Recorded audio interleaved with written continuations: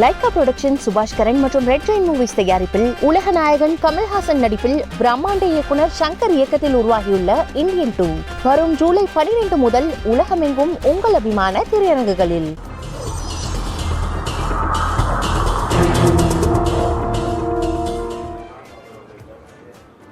புதிய கோணத்தில் பிரிண்ட்ல வந்திருக்கக்கூடிய நடுப்பக்க கட்டுரையை தான் எடுத்திருக்கிறோம். இந்த நடுப்பக்க கட்டுரையினுடைய சாராம்சம் என்ன அப்படின்னா, தலைவரை தேர்ந்தெடுக்க திணறுகிறதா பாஜக? DK சிங் தான் இந்த கட்டுரை எழுதியிருக்கிறார். இது குறித்து பேசுவதற்காக அரசியல் விமர்சகர் பத்ரி சேஷாத்ரி வந்திருக்கிறார். வணக்கம் திரு பத்ரி சேஷாத்ரி.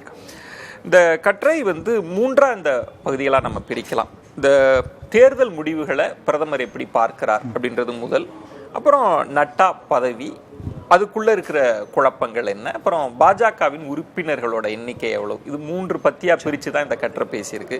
முதல்ல இந்த கட்டுரையில் ஆரம்பமே 2024 தேர்தல் முடிவுகளை பிரதமர் எப்படி பார்க்கிறார்ன்ற இடத்தில் கட்டுரையாளர் சொல்வது, தொடர்ந்து மக்கள் ஆதரவு பாஜக அரசுக்கு இருப்பதாகவே பிரதமர் கருதுவதாக என்ன தோன்றுகிறது அப்படின்னு. அந்த கருத்தை எப்படி பாக்குறீங்க பத்ரி? அந்த மக்கள் ஆதரவு இல்லை அப்படிங்கிற ஒரு டோன் அவருடைய கட்டுரையில் வருது. கட்டுரை முழுக்கவே மொத்தம் அவர் 3 விஷயம் நீங்கள் சொன்னதை எடுத்துக்கிட்டாலும், ரெண்டாவது தான் முக்கியமான ப்ராப்ளம். ஆனால் ஒரு எல்எல் தோனியோட தான் அது எழுதியிருக்கார். எழுதும் பொழுதே நீங்கள் இதை 2-3 பார்வைகளாக பார்க்கலாம். போன தேர்தலை விட இந்த தேர்தலில் பாரதிய ஜனதாவுக்கு கட்டாயமாக இடங்கள் குறைஞ்சிருக்கு. 60 இடம் போச்சு, எங்க போச்சு அப்படின்னு கேட்கிறாரு. அதுக்கு காரணம் சொல்லுங்க, உண்மைதான். ஆனால் அதே நேரம் இது ராகுல் காந்தியும் மற்றவர்களும் இதை பாரதிய ஜனதாவின் தோல்வி அப்படிங்கிற மாதிரியே பார்க்கறாங்க. அது உண்மை கிடையாது. கட்டுரையாளருக்கு அந்த பார்வை இருக்கு. இது ஏதோ படுதோல்வி அப்படிங்கிற மாதிரி கிடையாது. அதாவது நீங்க 100 மார்க் வாங்கிக்கிட்டு இருக்கிற ஒருத்தர் 70 மார்க்குக்கு வர்றாரு, அதுவே தோல்வி அப்படின்னு பார்த்த பார்வை ஓகே. சரி, இன்னொருத்தர் யாராவது 71 மார்க் வாங்கிட்டாங்களான்னா இல்ல. இது நிச்சயமாக உங்களுடைய மேண்டேட் குறைஞ்சிருக்கு. அந்த அளவுக்கு எந்த கட்சியுமே சுய பரிசோதனை பண்ணிக்கணும். நீங்க தமிழகத்தை உதாரணமா எடுத்துக்கிட்டா கூட தொடர்ந்து திமுக பலவேறு இடங்களை பெற்று ஜெயிச்சிருக்கு. அந்த மிட் பாயிண்ட்டை தாண்டாம கூட 90 இடங்களுக்கு மேல பெற்று மற்ற கட்சிகளோட ஆதரவோட ஆட்சி அமைச்சிருக்கு. கலைஞர் கருணாநிதி முதல்வராக இருக்கும் பொழுதே இதெல்லாம் நடந்திருக்கு. அதை யாரும் படுதோல்வின்னு பார்க்கல. மேண்டேட் அப்படிங்கிறது நம்மளுடைய மாடல்ல யாருக்கு எந்த கட்டத்தில் அதிகமான நாடாளுமன்ற உறுப்பினர்களுடைய ஆதரவு இருக்கு அப்படிங்கிறத வச்சுதான். அது அவர்களுடைய கட்சி, இண்டிபெண்டன்ஸ், பிற கூட்டணி கட்சி, இப்படி எல்லாத்தையும் சேர்த்து தான். ஓகே, 2014 பாரதிய ஜனதா மீண்டும் ஆட்சிக்கு வரும் பொழுது முதல் முறையாக இந்த மிட் பாயிண்ட்ங்கிறத தாண்டாங்க. பல வருடங்களுக்கு பிறகு, ராஜீவ் காந்தியுடைய ஆட்சிக்கு பிறகாக முதல் முறையாக இது நடக்குது. ரெண்டாவது தடவை அதோட அதிகமாக நடக்குது. அதனால ஒரு ரீநார்மலைசிங் எல்லாருடைய மனசுலையும் அடுத்து வரவங்க அதோட அதிகமா இருக்கணும், அல்லது குறைஞ்சபட்சம் மிட் பாயிண்ட்டுக்கு மேல தனி கட்சியாக போகணும் அப்படின்னு எதிர்பார்க்கிறது. அது சாத்தியங்கள் குறைவு. இந்த 2 அவுட்லயர்னால இதுதான் எல்லாரும் பண்ணணும், இவர் பண்ணல, அதனால படுதோல்வி அப்படிங்கறத முதல்ல நம்ம கட்டுரையாளர் 2019 2024 63 சீட்டுகளை இழந்திருக்கு. ஆமா, ஆனா அத ரியலைஸ் பண்ணல பிரதமர். தோனி இருக்கு. அந்த 2 பாயிண்ட் எடுத்துப்போம். முதல்ல இது தோல்வியா இல்ல மிகப்பெரிய வெற்றி கிடையாது அப்படிங்கிற பாயிண்ட நகர்த்தி வச்சுட்டு என்ன சேஞ்ச மக்கள் எதிர்பார்க்கிறாங்க, அதாவது அட்லீஸ்ட் இன்டெலிஜென்சியா, ஜேர்னலிஸ்ட் இவர்கள் எதிர்பார்க்கிறார்கள். அவர் என்ன பண்ணியிருக்காருன்னா, அவர் ஒரு சேஞ்சுமே பண்ணல. அதுதான் இவர் ஒரு பெரிய ஆச்சரியத்தோடையும் கேலியோடையும் சொல்றாரு. அவர் என்னவோ ஒண்ணுமே மாறல அப்படிங்கிற மாதிரி அதே அமைச்சர்கள், அதே டோக்கன் கூட்டணி கட்சிக்கு 1 இடம் 2 இடம் 10 ஆண்டு போலவே இருக்காரு, 10 ஆண்டு போலவே இருக்காரு அப்படின்னு. அது ஓரளவுக்கு ஆச்சரியம். அது முரட்டுத்தனத்தினால இல்லை. ஏன்னா நீங்க மற்றவர்களை அரவணைத்து போறீங்க, ஆனால் அங்க ஒரு குவிக் ப்ரோக்கோ இருக்கு. இப்ப நாயுடு எல்லாரும் உருவாக்கின ஒரு பிம்பம் என்னன்னா, அவர் எல்லாத்தையும் கேட்க போறாரு, ஸ்பீக்கர் எனக்கு தான், 10 மினிஸ்டர் எனக்கு தான், எல்லா ஸ்பெகுலேஷனும் வந்தது. கடைசியா ஒரு 2 அமைச்சர், வேற எதுவுமே எஃபெக்டிவா இல்லை. அப்ப நாயுடு ஏன் அதை ஏத்துக்கணும் அப்படின்னு நம்ம கேட்கணும். நிதிஷ் ஏன் ஏத்துக்கணும் அப்படின்னு நாயுடு நிதிஷாவது பாரதிய ஜனதாவை நம்பி ஆட்சி அமைச்சிருக்காரு. நாயுடுவை பொறுத்த வரைக்கும் அவர் வந்து மிகப்பெரிய பலத்தில் அவர் ஆட்சி அமைக்க பலத்தோட ஆட்சி அங்க. ஆனால் அங்கேயும் அவருக்கு சில தேவைகள் இருக்கு, நிதி தேவைகள் இருக்கு. அந்த நிதி தேவையை மத்திய அரசுடைய உதவி இல்லாமல் செய்ய முடியாது. மத்திய அரசோட முரண்டு பிடித்தால் ஆந்திராவுக்கு தேவையான விஷயங்கள் கிடைக்காது. ஸோ ஒரு பிராக்மேட்டிக் அப்ரோச் அவங்கள பொறுத்த வரைக்கும். நம்ம 2 மினிஸ்டர் 4 மினிஸ்டர் 8 மினிஸ்டர் வச்சுட்டு என்ன பண்ண போறோம்? ஓகே. ஆனால் அதே நேரம் ஆந்திராவுக்கு தேவையானதை பெற்று தந்தால் நாம அடிப்படையில ஒரு ஆந்திரா கட்சி இங்கே தொடர்ந்து ஆட்சியை அடுத்தடுத்து தக்க வைப்பது, தன்னுடைய மகன் இவருக்கு வயதாகிட்டு இருக்கு, அந்த கட்சியின் மீதான கட்டுப்பாட்டை சரியான விதத்தில் வைத்துக் கொள்வது, அடுத்து நாரா லோகேஷ் அவர்களை சீஃப் மினிஸ்டர் ஆக்குவதற்கான ஒரு வழி, இதற்கெல்லாம் வந்து பாரதிய ஜனதாவுடைய ஆதரவு தேவைன்னு அவர் கருதுறாரு. அதனால அங்க ஒரு குவிட் ப்ரோக்கோ இருக்கு, அதுல எந்த தவறுமே கிடையாது. ஆனா கட்டுரையில சொல்றது, நீங்க சொல்ற ஒரு புள்ளியில தான் நீங்க அதுல மாறுபடுறீங்க. ஏதோ இது ஒரு மிகப்பெரிய தோல்வி போல கட்டுரையாளருக்கு ஒரு எண்ணம் இருந்துதான் அந்த முதல் பத்தி 2வது பத்தி எல்லாம் எழுதுறப்ப, இல்ல 2வது பத்தி ஜெனுவின் ப்ராப்ளம், அதுக்கு நம்ம இந்த பிரச்சனையிலே அட்ரஸ் பண்றது வந்து தோல்விக்கு காரணம் வந்து ஆட்சி முறைன்னு மோடி நினைக்கல, ரியலைஸ் பண்ணல, அதுதான் அவர் சொல்ல வருது. அது ரியலைஸ் பண்ணலங்கிறது வேற, நினைக்கலங்கிறது வேற. ரியலைஸ் பண்ணலங்கும் பொழுது அதுதான் உண்மை. இவருக்கு அது உணரல இவர் அப்படிங்கிற மாதிரி. அவர் அப்படி நினைக்கல. அவரை பொறுத்த வரைக்கும் நாம சரியான ஆட்சியை கொடுத்திருக்கோம். அது ஒவ்வொருத்தரோட இன்டர்பிரிட்டேஷன், நீங்க ஒரு மாதிரி பார்க்கலாம், நான் ஒரு மாதிரி பார்க்கலாம். ஆனால் அவர் தெளிவாக என்ன பார்க்கிறாருன்னா, நான் எனக்கு சரி என்று பட்டதை செய்திருக்கிறேன், அதைத்தான் நான் தொடரப் போகிறேன். அது அவரோட, அது வந்து மோடி ரொம்ப தெளிவாக சொல்றது வந்து நமக்கு புரியுது. அதனாலதான் அதே அமைச்சர் இங்கே ரொம்ப ஈஸியா காமிச்சிடலாம், நிர்மலா சீதாராமன் எடுத்துருவோம். அதாவது ஒரு பொலிட்டிக்கல் பவர் பேஸ் இல்லாதவங்களை நீங்க வந்து நிதின் கட்கரியை ஜஸ்ட் லைக் தட் நீ போ அப்படின்லாம் சொல்லிட முடியாது. ஒரு பெர்ஃபார்மிங் மினிஸ்டர், அவருக்கு RSS ஓட ஆதரவு இருக்கு, மகாராஷ்டிரால அவருக்கு ஒரு ரீசனபிள் செல்வாக்கு இருக்கு. ஆனா நிர்மலா சீதாராமனுக்கு ஒரு பவர் பேஸ் கிடையாது. ஸோ அவங்கள தூக்கி காமிச்சிட்டு வேற யாரையாவது அந்த இடத்துல போட்டுட்டு பாத்தீங்களா நான் மாத்திட்டேன் அப்படிங்கிற அந்த ஷோவை அவர் விரும்பல. அவருக்கு வந்து தனக்கு தேவையான பினான்ஸ் மினிஸ்டர் நிர்மலா சீதாராமன் தான் அப்படின்னு நினைக்கிறேன். ஆனா இவர் சொல்ல வருவது வந்து ஒரு பின்னடைவு, ஆனாலும் அணுகுமுறையில மாற்றம் இல்லை, தேவையில்லை அப்படிங்கிறது வந்து பாரதிய ஜனதாவுடைய அல்லது குறைந்தபட்சம் மோடி அமித்ஷாவுடைய கருத்து அப்படின்னு நமக்கு இப்ப தோணுது.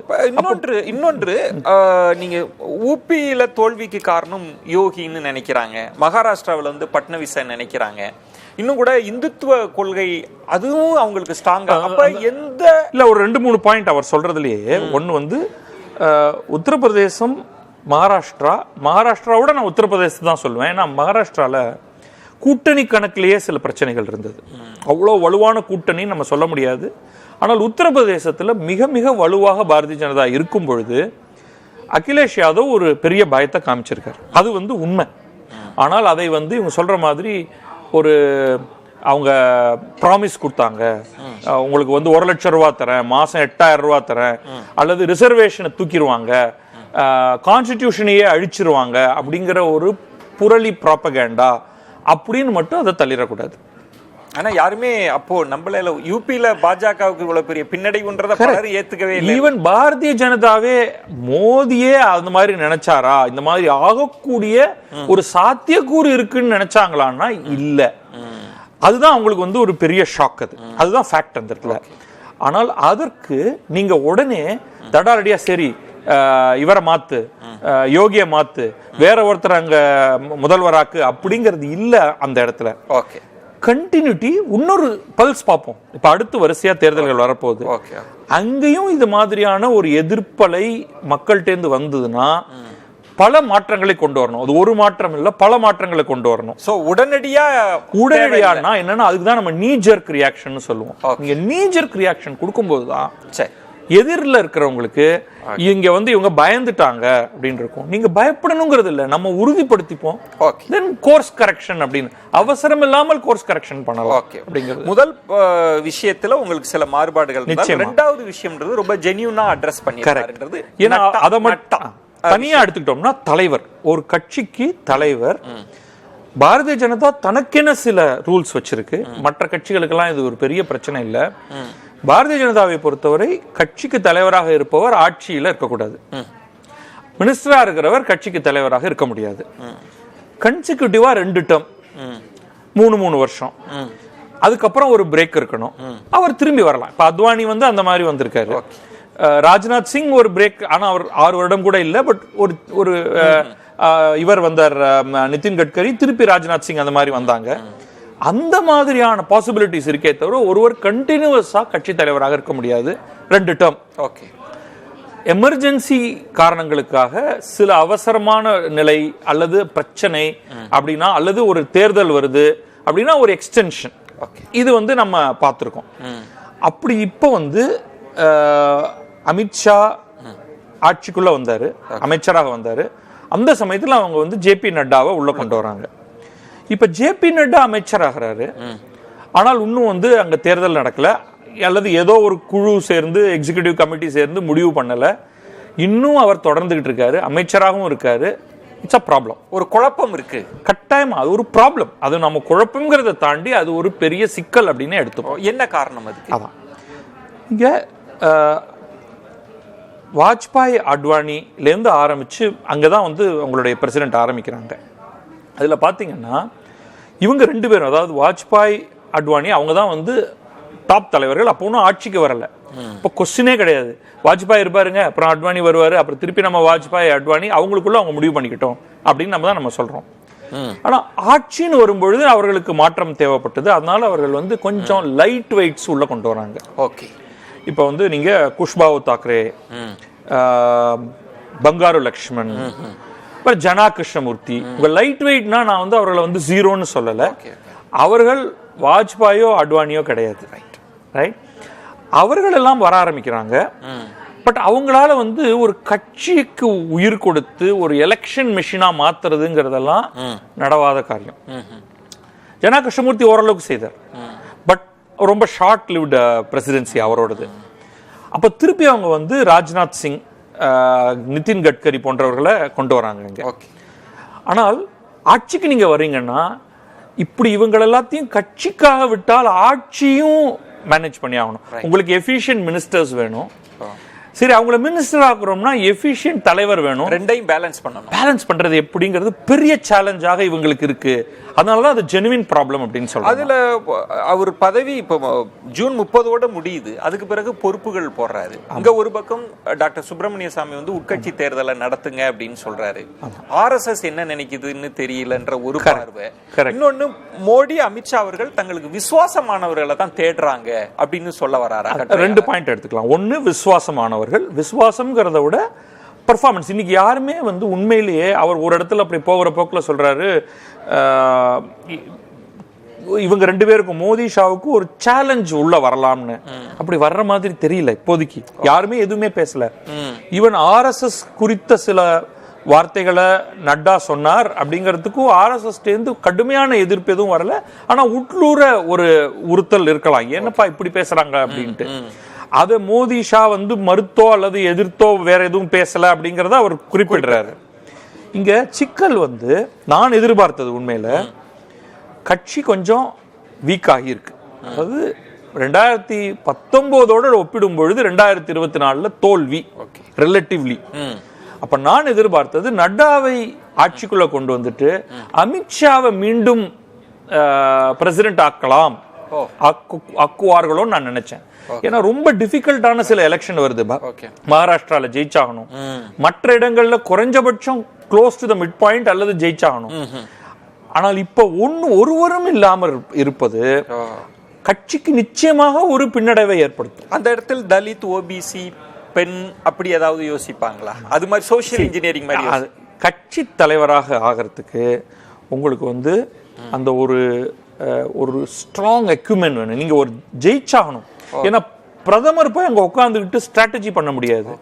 ஹோம் மினிஸ்டர் இப்ப ஷா இருக்கிறதுனால அவர் போய் அங்க உட்காந்துக்கிட்டு அவருடைய தலையீடு அதிகமாக இருக்கும். நீங்க பாத்தீங்கன்னா வர வர நரேந்திர மோடி வெறும ஒரு பிரச்சாரகராகத்தான் இருக்காரு.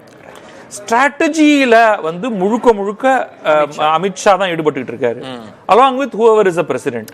அப்படி இருக்கும் பொழுது உங்களுக்கு வந்து சும்மா ஒரு ஃபிகர் ஹெட், அதாவது OBC தலைவர் உண்மையிலேயே மிகச்சிறந்த தலைவர் இருந்தா அவர் அங்க வச்சிருவாங்க. பெண் அந்த மாதிரியான ஒரு சிறந்த தலைவர், கேப்பபிள் தலைவர் இருந்தா வைப்பாங்களே தவிர சும்மா ஒரு ஃபிகர் ஹெட் சவால்களை எதிர்கொள்ளக்கூடிய சவால்களை எதிர்கொள்ளணும், தோல்வியை வெற்றியா மாத்தணும், ஒரு தோல்வி வந்துடாம அரெஸ்ட் பண்ணணும் வெற்றிய, அதெல்லா விஷயங்களும் இருக்கு. நிறைவா இதுல திரு பத்ரி இந்த விஷயங்களோட இதையும் முடிச்சிடணும்னு கற்றையாளர் இந்த சேலஞ்சை பத்தி சொல்றாங்க. நீங்க சொல்வது மோடி அமித்ஷாவினுடைய பார்வை வேறொன்றாக இருக்கும், கற்றையாளர் சொல்ற மாதிரி இல்லைன்ட்டு. உறுப்பினர் சர்ச்சையை சொல்லி ஏன் இந்த கற்றையை முடிக்கிறாரு? ஏன் அமித்ஷா வந்து தெளிவாவே சொல்லல, குழப்பத்தை ஏற்படுது, ஏன் அப்படி இருக்கு? அதை எந்த கட்சியிலுமே உறுப்பினர் எண்ணிக்கைங்கிறது வந்து எக்ஸாஜரேஷன் தான். நீங்க இன்னைக்கு வந்து அதிமுக 1.5 கோடி 2 கோடி என்ன நம்பர் வேணாலும் சொல்லுவாங்க. ஆனா அவர்கள் வாங்கியிருக்கிற வாக்குகள் எவ்வளவுங்கிறது எண்ணினீங்கன்னா அவ்வளவு இருக்காது. அப்ப இதெல்லாம் வந்து எங்களுக்கு 20 கோடி பேர், எங்களுக்கு 40 கோடி பேர் உறுப்பினர்கள் இருக்காங்க அப்படின்னு சொல்றதெல்லாம் நம்ம யாருமே ஒரு பொருட்டாவே எடுத்துக்க வேண்டியதில்லை. இந்த இடத்துல கற்றையாளருடைய நோக்கம் ஒரு பிஜேபியோடைய வீக்னஸ் எல்லாத்தையும் சுட்டி காட்டுறது. அந்த விதத்துல அதை எடுத்துட்டு நான் விட்டுடுவேன். எவ்வளவு பேர் உண்மையிலேயே அவர்களுடைய உறுப்பினர்கள் இருக்காங்கன்னா தெரியாது, அது முக்கியமும் கிடையாது. ஏன்னா அதெல்லாம் வந்து ஒருத்தர் யாரோ ஒருத்தர் ஒரு 5 ரூபா கொடுத்து உறுப்பினர் ஆறாரு, ஒரு மிஸ்டு காலை வச்சு உறுப்பினர் ஆறாருன்னு அதெல்லாம் வச்சுக்கிட்டு நம்ம ஒரு கணக்குக்கு வர முடியாது. பட் தலைமை அப்படிங்கிறது அவர்களுக்கு ஒரு சேலஞ்சா தான் இருக்கு. யாரோ ஒருவர் இன்றைக்கு அமைச்சராக இருப்பவர் ஈவன் கட்கரியாக இருக்கலாம். கட்கரி வந்தா இன்னுமே நல்லா இருக்கும். ஏன்னா அவர் அந்த ஆர்எஸ்எஸ்க்கும் பிஜேபிக்குமான இணைப்பை சிறப்பாக செய்யக்கூடியது. ஆனா அவர் மினிஸ்டரா இருக்க முடியாது. அந்த சேலஞ்ச் தான் அங்க இருக்கு. நன்றி. லைகா புரொடக்ஷன் சுபாஷ் கரன் மற்றும் ரெட் ஜெயின் மூவிஸ் தயாரிப்பில் உலக நாயகன் கமல்ஹாசன் நடிப்பில் பிரம்மாண்ட இயக்குனர் சங்கர் இயக்கத்தில் உருவாகியுள்ள இந்தியன் 2 வரும் ஜூலை 12 முதல் உலகமெங்கும் உங்கள் அபிமான திரையரங்குகளில்.